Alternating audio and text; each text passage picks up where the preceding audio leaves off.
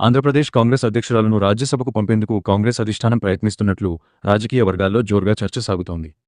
June 18, 2026న జరగనున్న రాజ్యసభ ద్వైవార్షిక ఎన్నికల నేపథ్యంలో కర్ణాటక నుంచి ఆమెకు అవకాశం కల్పించే అవకాశాలు ఉన్నాయని విశ్లేషకులు భావిస్తున్నారు.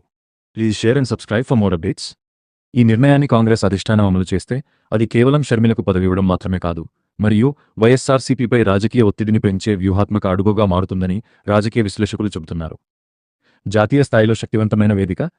రాజ్యసభ సభ్యురాలిగా షర్మిలకు దేశ రాజధాని ఢిల్లీలో జాతీయ స్థాయి వేదిక లభిస్తుంది. ఇప్పటి వరకు రాష్ట్ర రాజకీయాలకే పరిమితమైన ఆమె స్వరం ఇక పార్లమెంట్లో వినిపించే అవకాశం ఉంటుంది. దీంతో జగన్ ప్రభుత్వ హయాంలో జరిగిన అంశాలు, వైఎస్సార్సీపీపై విమర్శలు మరింత జాతీయ దృష్టిని ఆకర్షించగలవు. వైఎస్సార్ వారసత్వంపై పోరు. ఆంధ్రప్రదేశ్ రాజకీయాల్లో దివంగత ముఖ్యమంత్రి వారసత్వం కీలక పాత్ర పోషిస్తోంది. జగన్ తన రాజకీయ బలాన్ని వైఎస్సార్ వారసత్వంపైనే నిర్మించుకున్నారు.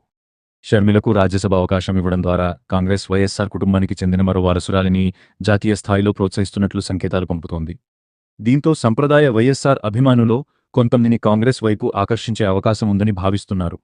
స్థానిక రాజకీయ ఒత్తిళ్ల నుంచి విముక్తి.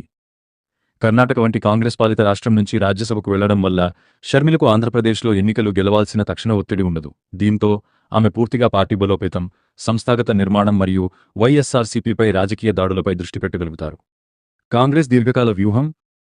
వైఎస్సార్ తెలంగాణ పార్టీని కాంగ్రెస్లో విలీనం చేసిన సమయంలో షర్మిలకు రాజ్యసభ అవకాశం ఇస్తామని హామీ ఇచ్చినట్లు అప్పట్లో ప్రచారం జరిగింది.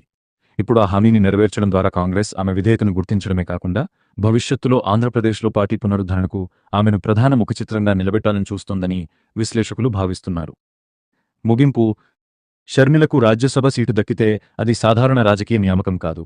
ఆమెకు జాతీయ స్థాయి గుర్తింపు ఇవ్వడంతో పాటు వైఎస్సార్ కుటుంబ అంతర్గత రాజకీయ విభేదాలను మరింత ప్రాధాన్యంతో ముందుకు తీసుకురావడం ద్వారా జగన్కు నిరంతర రాజకీయ సవాల్ విసిరే కాంగ్రెస్ వ్యూహాత్మక ఎత్తుగడగా ఇది మారే అవకాశం ఉంది.